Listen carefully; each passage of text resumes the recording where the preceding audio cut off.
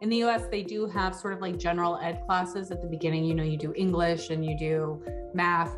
But then for a lot of degrees, you get straight into the curriculum. There's maybe, I don't know, 6 to 8 months of sort of general ed stuff, but I would argue it's things you learn in high school. So I love that Russia teaches you a little bit of everything when you go through their degree programs. That's neat.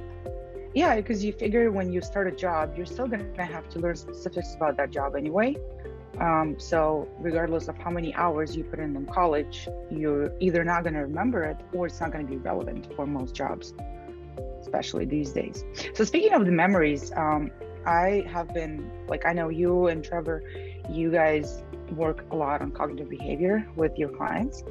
And I've been actually reading a lot more about memories and how our memories work. And it's so bizarre, like how your brain just holds on to some random stuff. And at some point it comes out and you're like, I don't even know how that happened to me, why I remember this, but I don't know where I put my car keys. how does that work? So do you have any very random, bizarre memory from your childhood that you still remember like very vividly? I actually have two. One, I absolutely understand why I remember it, and the other one I don't. And so I'll tell you both.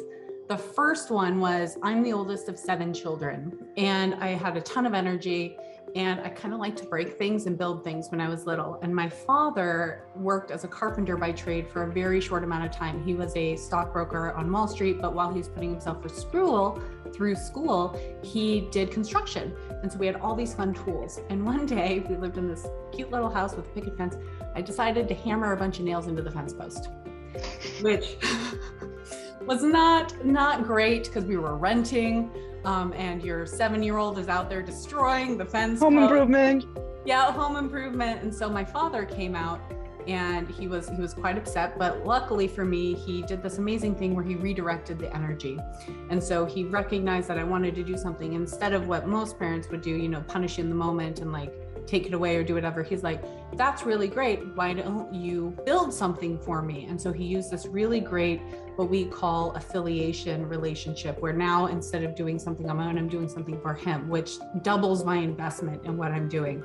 And all he did was he gave me 2 2x4s and he said, figure out how to connect these at the corner using 2 nails. You can pull them out as much as you want, put them back in, but all I need is like a 90-degree angle of these that'll look like this. And I was out there for hours trying to figure out how to get these put together. And I remember it because it was so important to me to help my dad.